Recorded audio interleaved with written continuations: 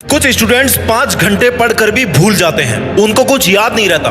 और कुछ स्टूडेंट्स ऐसे होते हैं जो 1 घंटे में किसी भी कंसेप्ट को अच्छी तरह से पकड़ लेते हैं। यहाँ पे डिफरेंस किसका है? मेहनत का तो है ही, जिसको कम याद रह रहा है वो ज्यादा पढ़ रहा है। लेकिन डिफरेंस ये भी है कि इन दोनों का ब्रेन इंफॉर्मेशन को कैसे प्रोसेस कर रहा है। क्योंकि सच्चाई ये है कि आपका ब्रेन कभी सिखाया ही नहीं गया कि उसको सीखना कैसे है। आज मैं आपको बताऊंगा the 3 stage brain system, 3 stage में कि आपका ब्रेन कैसे काम करता है, आप उसको कैसे काम में लो ताकि आप जल्दी पढ़ पाओ, जिससे आप फास्टर पढ़ पाओगे, ज्यादा याद रख पाओगे और कम रिवीजन में बेटर रिकॉल कर पाओगे। और इसका पहला स्टेज शुरू होता है स्टेज नंबर 1, ब्रेन प्राइमिंग, यानी कि ब्रेन को स्टार्ट करना, उसको तैयार करना। सबसे ज्यादा स्टूडेंट्स यही गलती करते हैं। जब हम जिम जाते हैं तो क्या सीधा जाते ही 100 किलो का बेंच प्रेस मार देते हैं? नहीं, हम पहले वार्म अप करते हैं। स्टूडेंट क्या करते हैं, वो चैप्टर खोलते हैं और सीधे पढ़ना स्टार्ट कर देते हैं। लेकिन ब्रेन कोई खाली बाल्टी नहीं है जिसमें पानी भर दिया गया, जिसमें इंफॉर्मेशन डाल दी गई है। ब्रेन पहले भूमिका बनाता है। इसलिए अगर मैं आपको सीधे एक रैंडम पैराग्राफ दूं ना तो समझने में आपको ज्यादा टाइम लगेगा। लेकिन अगर वहीं पर पहले मैं आपको टॉपिक समझा दूं कि ये पैराग्राफ किस बात पे है, तो वही पैराग्राफ आपको इंस्टेंटली इजी लगने लगेगा। क्यों? क्योंकि अब आपका ब्रेन प्रिपेयर्ड है। और न्यूरोसाइंस कहती है कि प्रिपेयर्ड ब्रेन फास्टर सीखता है। इसलिए सक्सेसफुल स्टूडेंट्स चैप्टर पढ़ने से पहले हेडिंग्स को देखते हैं, डायग्राम्स को देखते हैं, कौन से वर्ड को बोल्ड किया हुआ है उन कीवर्ड्स को देखते हैं, समरी को स्कैन करते हैं। और इसमें आपको खाली 2 मिनट लगेंगे बस। लेकिन इससे ब्रेन के अंदर एक मेंटल मैप बनना शुरू हो जाता है, एक नक्शा बनना शुरू हो जाता है। अब ब्रेन कंफ्यूज नहीं होता कि मैं क्या पढ़ने वाला हूं। ब्रेन को पता है कि इस चीज को जब मैं पढ़ लूंगा तो मैं ये सीख जाऊंगा।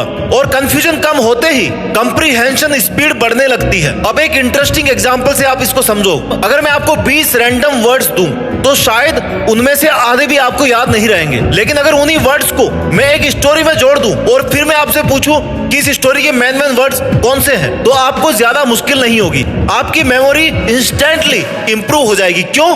क्योंकि ब्रेन आइसोलेटेड इंफॉर्मेशन रिमेंबर नहीं कर पाता है। अगर कर भी लेता तो उसको मुश्किल होती है। पैटर्न्स और कनेक्शंस इसके लिए ज्यादा इजी रहता है। यही रीजन है कि मूवीज हमें सालों तक याद रहती है, लेकिन किताबों की लाइंस हम जल्दी भूल जाते हैं। मूवीज काम करती है इमोशंस पे, विजुअल्स पे, सीक्वेंस पे, इसलिए वो हमें याद रहती है। और ब्रेन इन्हीं चीजों पर सबसे स्ट्रांगली रिएक्ट करता है। जब भी आप पढ़ रहे हैं एक चीज को याद रखना, क्वेश्चन बिफोर रीडिंग। ज्यादातर स्टूडेंट चैप्टर पढ़ते समय ना पैसिव होते हैं, उनका ब्रेन बस वर्ड्स को कंज्यूम करता रहता है। लेकिन इंटेलिजेंट लर्निंग तब शुरू होती है जब ब्रेन क्यूरियस हो जाता है। एग्जाम्पल के लिए, अगर आप फिजिक्स पढ़ रहे हो तो चैप्टर शुरू करने से पहले खुद से पूछो, सवाल करो क्वेश्चन बिफोर रीडिंग कि ये जो कंसेप्ट है वो रियल लाइफ पे कहां पे यूज होता है, इसका प्रैक्टिकल मीनिंग क्या है, ये नियम क्यों बनाया गया, why this law was discovered. अब आपका ब्रेन आंसर्स खोजने लगेगा जो आपको उस चैप्टर में मिलने वाले हैं। और सर्चिंग ब्रेन स्लीपिंग ब्रेन से बहुत फास्टर सीखता है। अब यहाँ पर एक पावरफुल फैक्ट मैं आपको बताने वाला हूँ। जब ब्रेन किसी चीज का आंसर ढूंढ रहा होता है ना तो उसकी अटेंशन ऑटोमेटिकली बढ़ जाती है। इसलिए सस्पेंस मूवी बोरिंग नहीं लगती अपने को, क्योंकि ब्रेन को लगातार प्रेडिक्शन मोड में रहना पड़ता है, अटेंशन मोड में रहना पड़ता है कि देखते हैं अभी आगे क्या आने वाला है। उसको इंटरेस्ट है। और यही टेक्निक अगर स्टडी में यूज की जाए तो लर्निंग स्पीड ड्रामेटिकली बढ़ सकती है आपकी। इसलिए आपको प्रेडिक्शन रीडिंग करनी पड़ेगी। जब आप पैराग्राफ पढ़ो ना तो नेक्स्ट लाइन को प्रेडिक्ट करने की कोशिश करो कि जो मैंने अभी तक पढ़ा इसके हिसाब से क्या लग रहा है, आगे क्या आने वाला है। अगर हिस्ट्री में लिखा हुआ है फॉर एग्जांपल कि industrial revolution changed Europe because, तो बिकॉज उसके आगे पढ़ने से पहले आप ये दिमाग लगाओ कि ऐसा क्यों हो सकता है, अभी तक आपने क्या सीखा। इससे आपका ब्रेन एक्टिव मोड में आ जाएगा और एक्टिव ब्रेन ज्यादा स्ट्रांगली लर्न करता है। और यहीं पर कुछ स्टूडेंट एक बहुत बड़ी मिस्टेक करते हैं। स्टडी शुरू करने से पहले ही ना अपने ब्रेन को एग्जॉस्ट कर देते हैं। कैसे? रैंडम स्विचिंग से। पढ़ने बैठे 2 मिनट व्हाट्सएप, उसके बाद में फिर पढ़ाई, फिर यूट्यूब चलाया, फिर पढ़ाई, फिर इंस्टाग्राम, फिर पढ़ाई, फिर दोस्त के साथ में चैट किया, बात करी, फिर पढ़ाई। अगर ब्रेन के कॉन्टेक्स्ट बार बार बदलते रहोगे तो ब्रेन टायर्ड हो जाएगा। इसे न्यूरोसाइंस में अटेंशन रेजिड्यू कहा जाता है। मतलब जब आप टास्क को स्विच करते हैं ना तो ब्रेन का कुछ हिस्सा पिछले टास्क में अटका रह जाता है। सिंपल वर्ड में बता रहा हूं आपको, इसलिए फोकस वीक होने लगता है। सक्सेसफुल स्टूडेंट स्टडी शुरू करने से पहले अपने ब्रेन को शांत और क्लियर रखते हैं। अब आते हैं स्टेज नंबर 2 पे, एक्टिव एब्जॉर्प्शन, यानी कि सक्रिय अवशोषण। अगर आपने साइंस पढ़ी है, स्पेशली जीव विज्ञान और वनस्पति विज्ञान, तो ये एक प्रक्रिया है। ये एक ऐसी जैविक प्रक्रिया है जिसमें पौधे या जीव अपनी कोशिकाओं की ऊर्जा उसका इसका उपयोग करके पानी और खनिजों को सोखते हैं, उनको ऑब्जॉर्ब करते हैं। इसलिए एक्टिव अब्जॉर्प्शन यही एक्चुअल लर्निंग होती है। और मैक्सिमम स्टूडेंट्स केवल रीडिंग कर रहे होते हैं, लर्निंग नहीं। सबसे पहले एक चीज को समझो, अपना दिमाग ना कोई कैमरा नहीं है, वो वर्ड्स की एग्जैक्ट कॉपी को सेव नहीं करता है, वो मीनिंग को सेव करता है कि इससे हमने क्या सीखा। इसलिए अगर आपने कॉन्सेप्ट को समझ लिया ना, तो लैंग्वेज बदलने पर भी आप आंसर दे दोगे। लेकिन अगर आपने खाली रट्टा मारा है, तो थोड़ा सा अगर क्वेश्चन घूम गया ना, तो आपकी मेमोरी कोलैप्स हो जाएगी। इसलिए सक्सेसफुल स्टूडेंट्स रीडिंग को पैसिव नहीं रखते हैं, एक्टिव लर्निंग करनी है। वो कंटिन्यूअसली ब्रेन को एंगेज रखते हैं। एक पावरफुल टेक्निक बताने वाला हूं मैं आपको स्टेज नंबर 2 की, चंकिंग मेथड। ह्यूमन ब्रेन जो होता है ना, वो छोटी इंफॉर्मेशन पैकेट्स को ज्यादा आसानी से याद रख सकता है, उनको जल्दी प्रोसेस करता है। इसलिए फोन नंबर्स ग्रुप में लिखे जाते हैं। 5 नंबर होंगे, फिर बीच में एक डैश होगा या फिर स्पेस होगा, उसके अगेन बाद में 5 डिजिट होंगे बचे हुए। क्योंकि ब्रेन को ना चंक्स को याद करना पसंद है। अब इमेजिन करो, आप एक पूरा 15 पेज का चैप्टर एक साथ पढ़ने की कोशिश कर रहे हो, तो भाई आपका ब्रेन तो ओवरलोड होगा ना। इसलिए इंटेलिजेंट स्टूडेंट्स चैप्टर को तोड़ते हैं। फॉर एग्जांपल, उसको कंसेप्ट में तोड़ो, फॉर्मूलाज में तोड़ो, डायग्राम में तोड़ो, उसमें क्या क्या मैकेनिज्म बताई गई है, क्या क्या रिएक्शंस है, उसमें तोड़ो, और उसके बाद में आपको आगे बढ़ना है। इससे ब्रेन को क्लैरिटी मिलती है। छोटे छोटे टुकड़ों को, छोटे छोटे हिस्सों को याद रखना ज्यादा इजी है। एक चीज को आप नोटिस करना, कई स्टूडेंट पढ़ते समय ना लाइन को रिपीट करते रहते हैं। क्यों? क्योंकि उनका अटेंशन अनस्टेबल है। और इसका सॉल्यूशन सिर्फ मोटिवेशन नहीं है भाई, सही गाइडेंस है, जो मैं आपको बताने की कोशिश कर रहा हूं, आपको समझाने की कोशिश कर रहा हूं। दूसरी टेक्निक, फिंगर ट्रैकिंग टेक्निक। जब आप फिंगर या पेन से लाइन को ट्रैक करते हो ना, तो आई मूवमेंट आपका स्टेबल होता है, रिग्रेशन कम होता है, डिस्ट्रैक्शन कम होता है। रिग्रेशन मतलब बार बार पीछे जाकर के सेम लाइन को बार बार पढ़ना, और ये रीडिंग स्पीड को सबसे पहले डिस्ट्रॉय कर देता है। याद भी कर लोगे ना, बहुत टाइम लगेगा आपको। जो ह्यूमन आईज है ना, जो अपनी आंखें हैं, वो एक्चुअली स्मूथ कंटिन्यूअस मूवमेंट नहीं करती है, वो छोटे छोटे जंप्स करती है। और जब आपका अटेंशन वीक होता है ना, तो ये जंप अनस्टेबल हो जाते हैं। फिंगर ट्रैकिंग उन जंप्स को कंट्रोल करती है, इसलिए रीडिंग स्मूथर फील होती है। विजुअलाइजेशन करना सीखना पड़ेगा आपको। ब्रेन वर्ड से ज्यादा इमेजेस को रिमेंबर करता है, क्योंकि ह्यूमन इवोल्यूशन के दौरान ना इंसान विजुअल सर्वाइवल पर डिपेंड करते थे। हमारे खून में ना, हमारे शरीर में वही पुराने जीन्स है, इसलिए ब्रेन नेचुरली विजुअल्स को प्रायोरिटी देता है। फॉर एग्जांपल, अगर मैं बोलूं ना कि हमारा दिल, हमारा हार्ट वो ब्लड को पंप करता है, तो आपको ये सिंपल सेंटेंस लगेगा। लेकिन अगर आप इमेजिन करो कि एक पावरफुल मस्कुलर पंप है जो बॉडी के हर हिस्से में खून भेज रहा है, सेकंड वो अपना काम कर रहा है, तो मेमोरी आपकी इंस्टेंटली स्ट्रॉन्गर हो जाएगी। इसलिए टॉपर्स क्या करते हैं? माइंड मैप्स को यूज करते हैं, फ्लो चार्ट्स को यूज करते हैं, विजुअल डायग्राम्स को यूज करते हैं, क्योंकि ब्रेन विजुअल रिलेशनशिप को जल्दी समझता है। अब कई लोग बोलेंगे कि भाई पेन उठा लो और किताब को हाईलाइट करते जाओ। ज्यादा हाईलाइट करने से ज्यादा याद होगा, क्योंकि जीत पिक्स ने बोल दिया है। गलत मेरे दोस्त, कई स्टूडेंट अपनी पूरी किताब को पीला कर देते हैं, लेकिन लर्निंग नहीं होती, क्योंकि हाईलाइटिंग पैसिव एक्टिविटी है। ब्रेन को चाहिए थोड़ा स्ट्रगल, थोड़ा चैलेंज, थोड़ा इंटरेस्ट, और लर्निंग स्ट्रगल के दौरान ना स्ट्रॉन्गर बनती है। इसलिए स्टेज 2 का सबसे डेंजरस वेपन है एक्टिव प्रोसेसिंग। मतलब पढ़ते समय आपको कंटिन्यूअसली सोचना है कि इसका मतलब क्या है, ये काम कैसे करता है, इसका रियल लाइफ एग्जांपल क्या है। जब ब्रेन मीनिंग क्रिएट करता है ना, तब न्यूरल कनेक्शंस स्ट्रॉन्ग बनते हैं। ब्रेन की वर्किंग मेमोरी लिमिटेड होती है, मतलब एक समय पर ब्रेन लिमिटेड इंफॉर्मेशन ही एक्टिवली प्रोसेस कर सकता है। इसलिए अगर आप अपने फोन नोटिफिकेशंस, अपने बैकग्राउंड म्यूजिक को, अपने मल्टीटास्किंग को लिमिट करोगे, बंद करोगे, तो आपकी प्रोसेसिंग फास्ट होगी।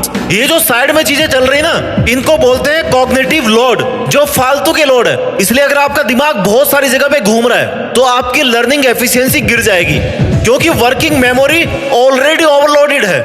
इसलिए सक्सेसफुल स्टूडेंट क्या करते हैं? वो डीप स्टडी सेशंस को यूज करते हैं। एक समय पर एक सब्जेक्ट, एक टॉपिक, एक लक्ष्य, एक गोल, कि मेरे को आज और अभी इसी टाइम पे खाली इस पे फोकस करना है। स्टेज 2 में एक और बात करेंगे हम, टीच टू लर्न। एक फिजिक्स साइंटिस्ट थे, वो कॉम्प्लिकेटेड चीजों को इतना सिंपल एक्सप्लेन करते थे ना कि लोग सरप्राइज हो जाते थे, यार कि इतनी मुश्किल चीज है, इसको इन्होंने कितने आसान शब्दों में समझा दिया। और पता उनकी सीक्रेट टेक्निक क्या थी?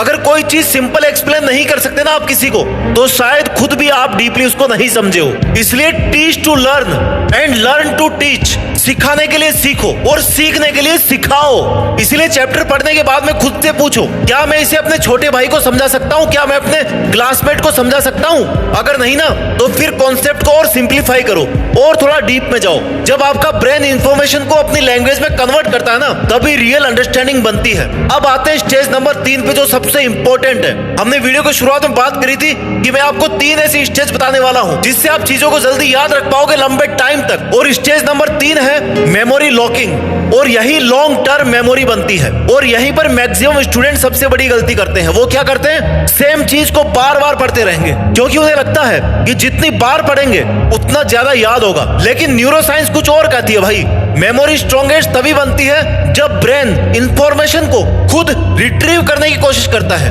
और इसे कहते हैं, एक जाना पहचाना टर्म है जो मैंने भी किसी वीडियो में बताया होगा, एक्टिव रिकॉल। मतलब कि किताब बंद, अब खुद याद करो। फॉर्मूला क्या था, डायग्राम कैसा था, उसमें कौन कौन से की पैरामीटर्स थे, प्रोसेस कैसे काम करता था, वो यही आपके न्यूरल पाथवेज को स्ट्रॉन्ग बनाते हैं। एक सिंपल और इंटरेस्टिंग कंपैरिजन बताता हूं मैं आपको। अगर आप जिम में सिर्फ डंबल को देखते रहोगे ना, तो मसल नहीं बनेगी। मसल बनती है लोड लेने से, रेजिस्टेंस करने से। मेमोरी भी बिल्कुल वैसे ही है। जब ब्रेन स्ट्रगल करके आंसर निकालता है ना, तभी मेमोरी मजबूत बनती है। इसलिए एग्जाम में अक्सर स्टूडेंट बोलते हैं कि यार घर पे तो सब आता था, क्योंकि भाई घर पर इंफॉर्मेशन सामने थी, लेकिन रिट्रीवल प्रैक्टिस नहीं हो पाई, आपकी एक्टिव रिकॉल नहीं हो पाया।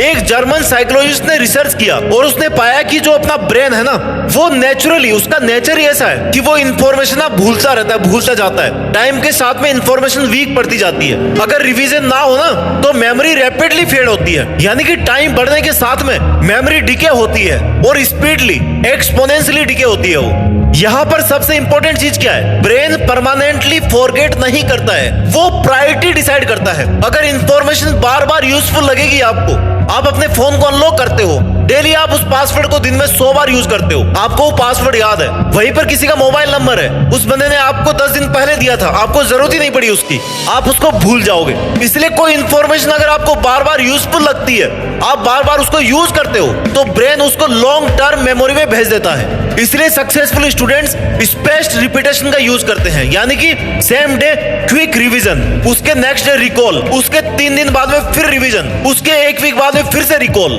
इससे ब्रेन ये समझता है कि भाई ये इंपॉर्टेंट है, और आपके न्यूरल कनेक्शंस स्ट्रांग होने लगते हैं। एक शॉकिंग फैक्ट बता रहा हूं मैं आपको, आपकी नींद के दौरान ना आपका ब्रेन पूरे दिन की इंफॉर्मेशन को रीऑर्गेनाइज करता है। इसलिए ऑल नाइट स्टडी हमेशा एफिशिएंट नहीं होती, क्योंकि बिना प्रॉपर स्लीप लिए मेमोरी कंसोलिडेशन वीक हो जाता है। यहाँ पर गौर करने वाली एक और चीज है कि इमोशन इंप्रूव्स मेमोरी।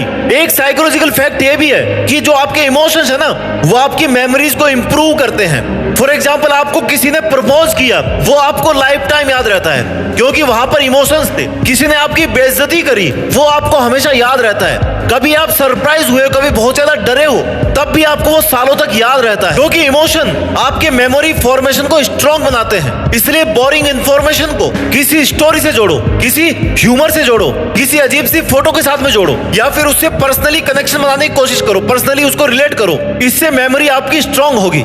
देखो मेरे दोस्त, आपका दिमाग ना कमजोर नहीं है, वो एक्चुअली इनक्रेडिबली एडेप्टिव है। इसे न्यूरोसाइंस में न्यूरोप्लास्टिसिटी कहते हैं, मतलब कि ब्रेन खुद को बदल सकता है। This is possible. जितना सही तरीके से सीखोगे ना, उतना एफिशिएंट बनता जाएगा ये। इसलिए इंटेलिजेंट स्टूडेंट ना बोर्न डिफरेंट नहीं होते हो, जन्म से अलग नहीं होते हैं, उनके लर्निंग सिस्टम डिफरेंट होते हैं। अब इमेजिन करो, अगर अगले कुछ महीनों तक आप अपने ब्रेन को प्राइमिंग करोगे, एक्टिव ऑब्जर्वेशन को यूज करोगे, विजुअलाइजेशन करोगे, एक्टिव रिकॉल को यूज करोगे, तो कितना बड़ा असर पड़ेगा। धीरे धीरे आपकी रीडिंग स्पीड बढ़ेगी, आपकी मेमोरी स्ट्रांग होगी, रिवीजन टाइम कम होगा, कम टाइम में कर लोगे आप रिवीजन, फोकस इंप्रूव होगा, कॉन्फिडेंस बढ़ेगा, और सबसे इंपॉर्टेंट, आपकी जो भारी भरकम आपको पढ़ाई लग रही है ना आज, वो स्टडी आपको मेंटली बहुत लाइटर लगेगी, बहुत हल्की लगेगी। यार ये पढ़ाई तो कुछ भी नहीं है, मैं तो इससे बड़ा भी कुछ कर सकता हूँ। लर्निंग सिर्फ हार्ड वर्क नहीं है, ये एक ब्रेन स्किल है। आई होप आपको समझ में आ गया होगा कि प्रॉब्लम आपका ब्रेन नहीं है, प्रॉब्लम था तरीका,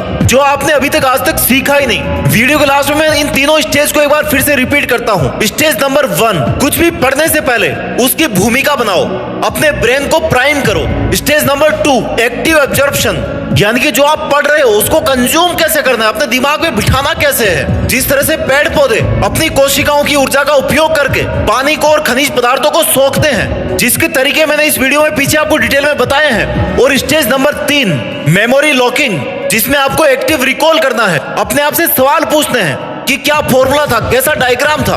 और जब आप बार बार अपने दिमाग से वो चीजें पूछोगे ना, तो आपके दिमाग को लगेगा कि ये चीज तो बहुत ही ज्यादा इंपॉर्टेंट है और वो उनको याद रखने में प्रायोरिटी देगा, आपको वो चीज याद रहेगी। अपना ख्याल रखिए और इस वीडियो को हर उस हिंदुस्तानी स्टूडेंट के पास में शेयर कीजिए जिसको आप जिंदगी में आगे बढ़ता हुआ देखना चाहते हैं। मेहनत करते रहिए और मेहनत के दम पर देश में अपना नहीं बल्कि दुनिया में देश का नाम रोशन करके दिखाइए। जय हिंद, वंदे मातरम।